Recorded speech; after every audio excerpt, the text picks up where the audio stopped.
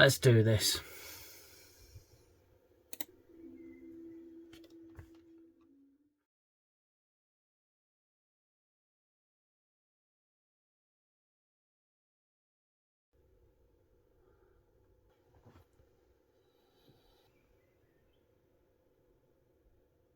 Well, that was shorter than expected. Still felt long though. Well, hello there and welcome to the video. So, it would appear that my first video on the Acolyte was quite popular for this channel, a small channel. I am somewhat motivated to continue the reviews at the cost of my mental state.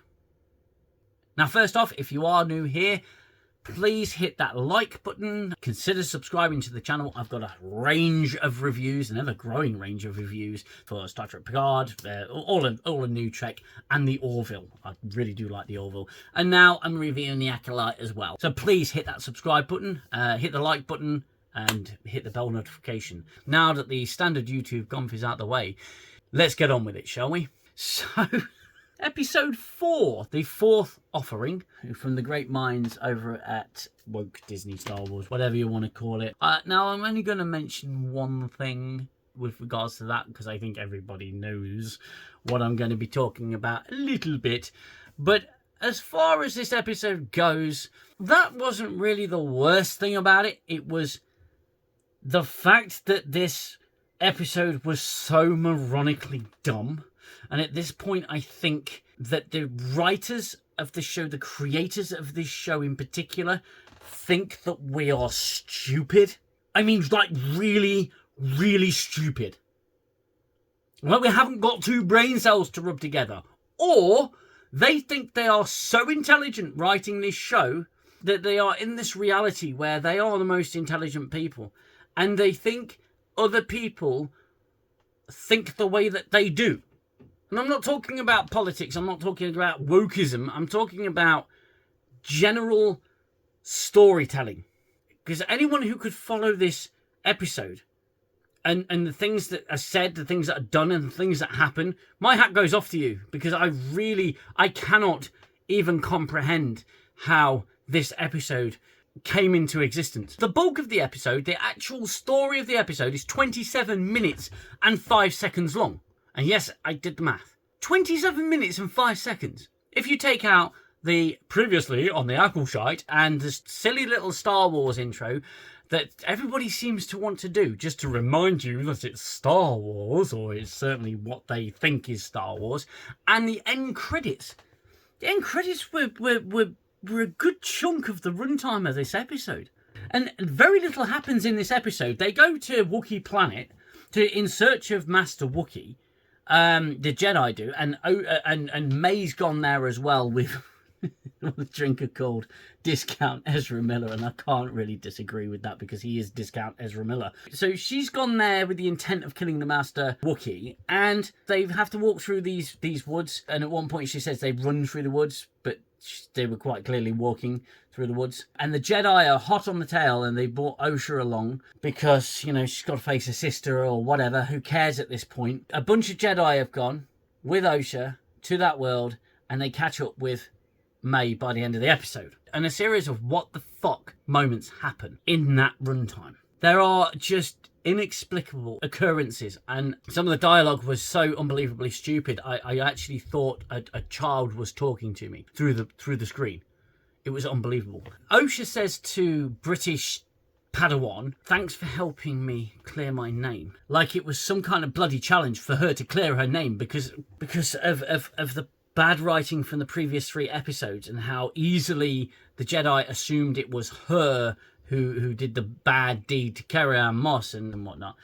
It's just the level of fucking writing in this show, seriously, it's ridiculous. Thanks for helping clearing my name. And I sat there thinking, was it really that difficult to clear your name? You're in a galaxy of probably trillions at this point, and there's nobody that looks like you. And, you know, that point's been made before previously, and I just thought, okay, fine, you're thanking her for the hard work of clearing your name like it was some big effort, but it really wasn't. there's a really bad audio edit as well that I noticed. I don't know whether anyone else did, and it was a scene transition. You know, the scene swipes, and it's like one piece of musical score stops, and the other one starts. It's a really bad cut. It's about 9 minutes and 10 seconds, 9 minutes and 9 seconds into the episode. And I thought that was really bad. If you're spending $180 million on this show and you leave that bad audio editing there, thought that was really peculiar. It's more of a little gripe for sure, but it was there. At one point, May says something baffling to discount Ezra Miller. I can't believe my sister is Jedi scum. Like it's some kind of big fucking shock to her. Even though in the previous episode we were treated to her wanting to kill her sister because she said she wanted to join the Jedi. So it can't really be that surprising at this point. Surely. I mean, I know everyone else has been talking about it. I will mention it that they have introduced the good old pronouns. I couldn't care less at this point about pronouns. The fact that they put it into Star Wars, of course they have, because they're putting it into everything, because escapism can't be escapism anymore. We have to tell stories, even shitty stories, with that element thrown in there as well. And I think people are getting a little tired of it now. Of course it was going to be in here. There was one point where British Padawan girl went up to someone and says, "We're looking for a Wookiee. He's big and hairy."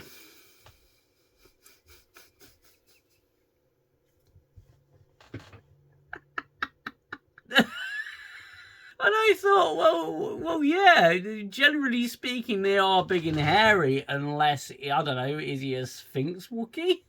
It's just all skin.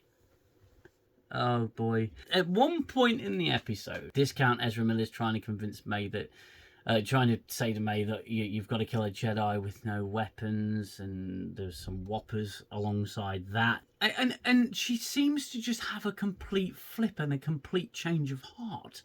I thought, where the hell's that come from? Oh, because she's seen her sister. She then decides, after trapping Ezra Miller in a trap because she screamed, she then decides she's going to hand herself in to Wookiee Jedi and then be basically handed over to the Jedi, give herself up because she doesn't trust a master, or she's fearful of a master, or she just doesn't know. It's like, you've assassinated two Jedi with all that conviction, hatred, and everything, because things have been taken away from you. Did the Jedi kill everybody in the old witch cult? We don't know at this point. I bet you they did, but we don't know. And she wanted all this revenge against the Jedi, and suddenly she has this change of heart out of nowhere. And I honestly thought, oh, it's going to be like a fake out or anything, because surely they're not that stupid. But no, she was genuinely going to hand herself in to the Jedi, to the Wookiee Jedi, because she's had this change of heart because she's seen her sister. And I'm thinking, did you not care about the rest of the witch cult then? Because you've seen your sister and you know she's alive, and you've suddenly had this change of heart. Where is this coming from? How did you get from A to fucking C at this point? I mean, where was the logical progression in that? It was so forced and so sudden. It felt ridiculous. Because May says that she's gonna she's gonna stay out of prison because of the information that she has. She thinks she's gonna be safe from the Jedi. She goes to hand herself in, and of course the Jedi Master Wookiee is dead, and he's been lightsabered across the chest, and he's dead. He's dead. He cannot survive a lightsaber hit to the chest, which is good to know that they are kind of correcting on that thing of these lightsabers are pretty fucking lethal. So he's dead, and she realises, oh, Master, what did they call him in an open bar? Smilo Ren. Master Darkseid is there, and she realises, oh crap, he's here. Then he shows up and force pushes Osha out of the way, and the Jedi attack, and he force pushes them back, and that's the end of the episode. And I'm not joking. That literally is all that happens. The Jedi with Osha go to the Wookiee's planet, not the Wookiee homeworld, but the planet that the Wookiee's on.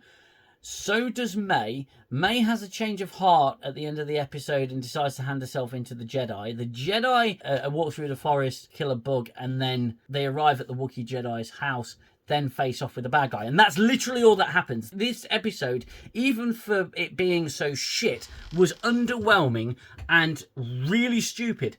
And the sudden switch of the antagonist, where the fuck did that come from? That makes absolutely no sense, considering she has been so apparently hardcore fucking vengeance plan against the Jedi that's part of a bigger plan.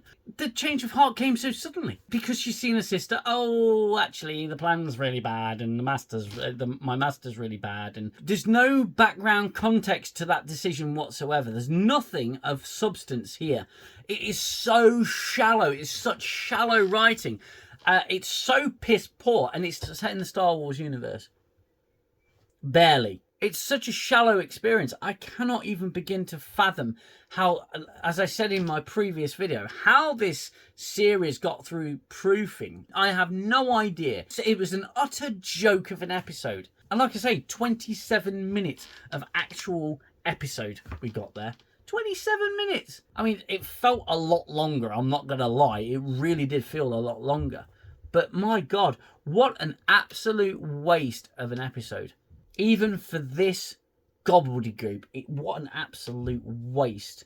Unbelievable. No wonder Star Wars is in so much trouble. But wow, yeah, a really dull, uninteresting episode where very little happens. There are some whoppers, of course. The writers don't seem to understand the world of Star Wars. Now, I've said before, I'm not a massive Star Wars aficionado. I mean, with these reviews, I'm not going into the deeper lore or anything because I'll be honest with you, I don't really know the deeper lore. I enjoyed the original trilogy. I kind of tolerated the prequels. The universe that those 6 films presented was pretty much what I know about Star Wars. I haven't gone into the deeper lore. So I wanted to approach these reviews as I've just watched an episode of Star Wars, or have I? What makes sense in that universe? And nothing made sense in this episode. The things that they said were ridiculous and stupid and just operating on a surface level of bullshit. It's literally like, and then the antagonist changed her mind. It was literally just, oh, I've seen my sister. I don't want to do this anymore. I don't want to kill Jedi anymore. But you started the series with so much anger and so much determination. Where's that gone? It all went away because I saw my sister. And I think my master's a bit of a bad guy. I think I should hand myself in and use the information I have to convince the Jedi not to put me in jail for killing 2 Jedi masters. What a load of absolute tripe. What a load of shit. This episode was pretty awful. From my limited experience with Star Wars, it didn't really break anything. It was just really fucking stupid. So that's episode 4. At least they only wasted half an hour of my time. That's pretty much the best I can sort of pick out from that. The they him thing, I'm really not bothered. I'm not interested. I think one of the biggest problems I'm having right now with escapism in general is that I've had enough of this social engineering bollocks. I really have. While it's true the world is what you make of it, we all need escapism. We all need to disappear to another world where things are different than the world that we live in. And even our escapism has it just littered in there. Star Wars, Star Trek, Doctor Who, the big 3 franchises that have been absolutely destroyed now are no longer escapism. Well, you see, they have to draw parallels, you see, on modern society, and so we have to socially engineer people to think the way that we do, because you can't have your escapism. You can't escape the real world, not even for half an hour of shitty television. You can't do it anymore. Can't you just let Star Wars be Star Wars? Can't you just let Star Trek be Star Trek? Why do you have to change it? It kind of worked. It's proven that Star Wars worked because it's brought in a fan base of millions. Millions! It's a cash generating machine if you did it right. This is a monumental failure. Star Trek's failing. Star Wars is failing. Doctor Who is failing. But remember, all of you, remember this very important fact that these people want you to know. They want you to keep it in mind. You are the problem! Not them, you are the problem. Remember, you're the problem. Because you love something so much, you hate to see it destroyed in front of your face. Well, this episode was utter bollocks. It didn't make any sense. It didn't go anywhere. It didn't do anything. It was literally a waste of time. End of story. Complete waste of fucking time. Anyway, that's all I've got to say on this episode. Again, if you like this video, you like what I do here, hit that subscribe button. Don't forget to hit that bell notification to be kept up to date on when I have to endure another episode of the Acolyte. Don't forget to hit the like button for the video. Sometimes I just forget to film things. So I've had to come back and film a little bit more. I just wanted to mention that I will be doing a live stream on the Acolyte with my co-hosts. That's Zell and Watch Nerd, and we're going to be discussing the Acolyte. That's going to be on Friday night at 10 PM English time. So I do hope you'll join us for that. I will schedule the stream sometime late afternoon on Friday. So watch out for that, and I really hope you can join us. I will be back for more torment next episode. Look after yourselves. Look after one another. Take care. Bye-bye for now. I need the silence, stop the violence of the war in my head. Time's the healer, the eraser of all done and said. And as I fall back to my shelter, I know I'll only find peace in your smile.